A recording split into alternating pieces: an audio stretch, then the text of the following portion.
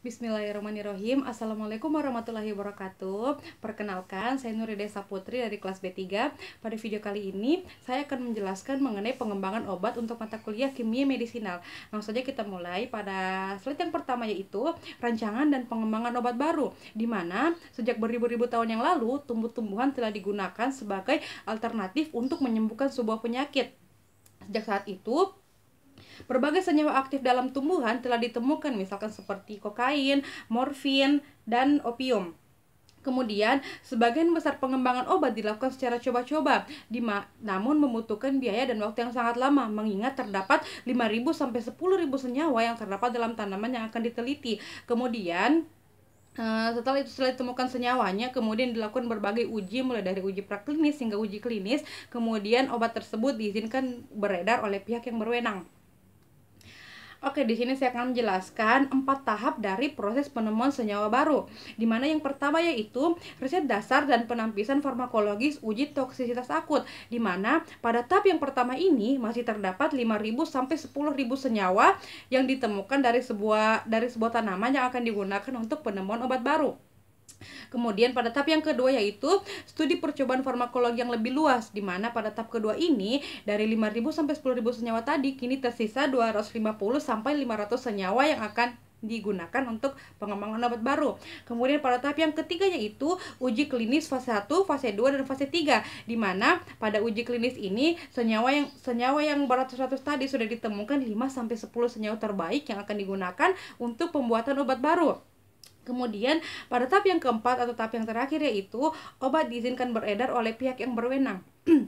Saat obat mulai diizinkan beredar, kini telah ditemukan satu senyawa terbaik yang dapat digunakan untuk menyembuhkan sebuah penyakit dan digunakan sebagai obat baru.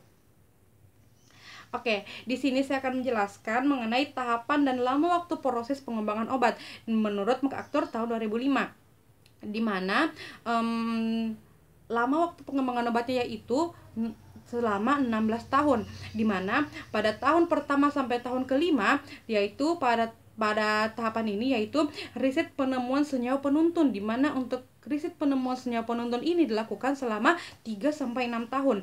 Kemudian pada tahun kelima sampai tahun ke-6 yaitu uji praklinis, di mana pada uji praklinis ini dilakukan selama 1 sampai 3 tahun. Pada tahap selanjutnya yaitu uji klinis fase 1, di mana pada uji klinis fase 1 ini dilakukan selama 1 sampai 2 tahun. Yang selanjutnya yaitu uji klinis fase 2, di mana uji klinis fase 2 ini dilakukan selama 1 sampai 3 tahun.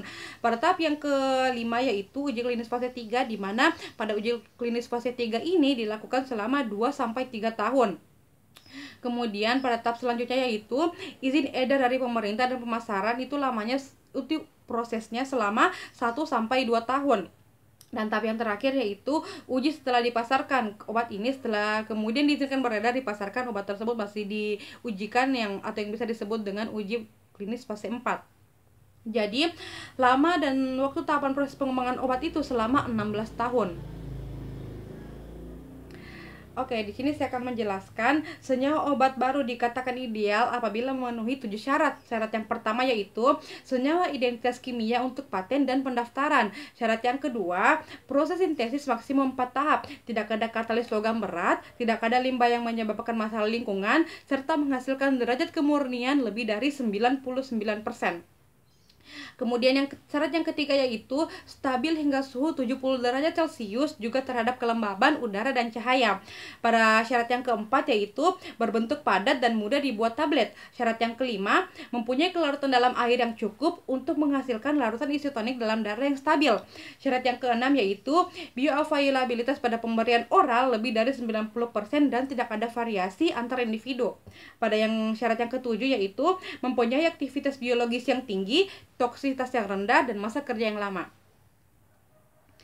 Oke, pada slide selanjutnya yaitu dalam pengembangan obat didasarkan pada target prioritas utama, di mana target prioritas utama itu ada 3 yaitu target terapeutik, target jaringan, dan target sel, di mana target terapeutik yaitu menentukan jenis penyakit yang akan dijadikan objek penelitian pengembangan obat, contohnya seperti obat diabetes dan lain-lain. Kemudian pada yang kedua yaitu target jaringan, di mana pada target jaringan ini sudah lebih spesifiknya lagi, di mana menentukan tujuan obat spesifik pada jaringan atau organ yang sakit. Kemudian pada tahap yang ketiga yaitu target sel, di mana target sel ini menjadi lebih spesifik lagi, di mana tempat obat itu akan bekerja, yaitu identifikasi komponen sel baru yang terlibat dalam proses timbulnya penyakit, dan hal ini sangat berguna untuk pengembangan obat. Jadi di sini kita bisa mengetahui adanya sel yang rusak hingga menimbulkan penyakit dan ditemukan obat yang akan digunakan untuk menyembuhkan penyakit tersebut. Kemudian mencari senyawa aktif baru. Dalam mencari senyawa aktif baru itu ada 3 proses, di mana yang pertama rancangan obat berbasis ligan, yang kedua rancangan obat berbasis struktur, dan yang ketiga pemodelan molekul.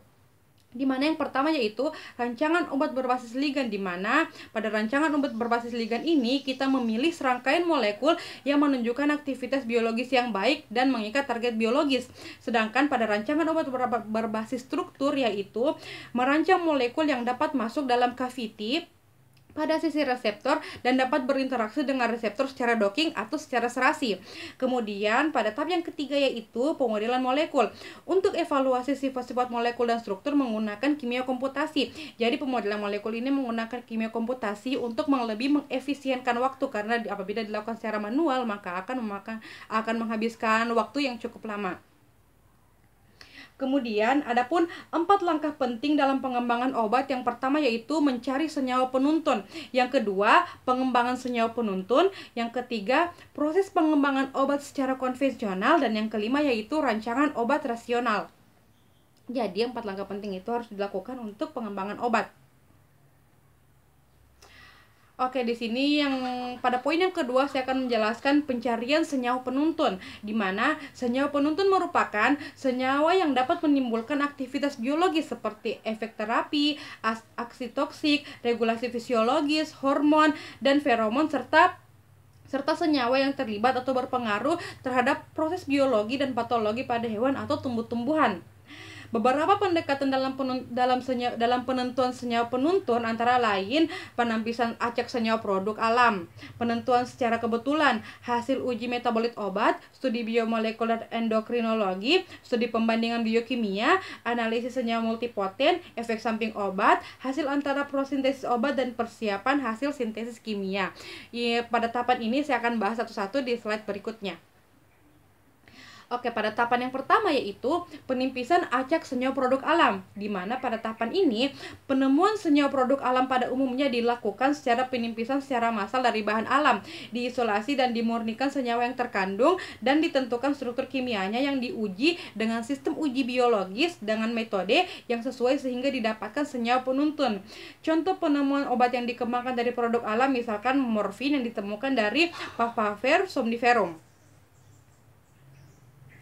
Pada tahap yang kedua yaitu penemuan obat secara kebetulan, di mana contoh obat yang ditemukan secara kebetulan itu misalnya yang pertama, Chan dan Hep pada tahun 1886 memberikan resep yang salah, yang seharusnya dia memberikan naftalen untuk pengobatan parasit saluran usus, tetapi dia keliru memberikan asetanilid yang ternyata mempunyai efek antiterapi. Jadi ini dia tidak sengaja memberikan obat yang salah kepada pasien, kemudian setelah itu ditemukan adanya efek antipiretik pada obat tersebut.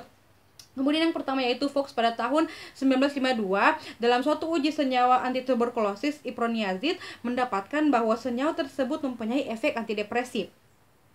Jadi contoh obat yang digunakan untuk melawan penyakit ternyata dapat menyembuhkan penyakit lain yaitu reserpin, obat antihipertensi, didapatkan juga mempunyai aktivitas tranquilizer dan sedatif yang cukup poten. Kemudian pada tahap yang ketiga yaitu uji metabolit senyawa yang mungkin memberikan aktivitas. Kadang ada obat yang baru memberikan aktivitas setelah mengalami proses metabolisme. Hasil metabolit aktif tersebut dapat digunakan langsung sebagai obat atau dijadikan sebagai senyawa penuntun. Contohnya yaitu Protonsil rubrum direduksi menjadi sulfanilamid yang berkhasiat sebagai antibakteri. Kemudian sulfonamid kemudian dijadikan senyawa penuntun dan banyak dikembangkan lebih lanjut sehingga didapatkan banyak obat antibakteri turunan sulfonamida dengan aktivitas yang lebih baik seperti sulfaniazin.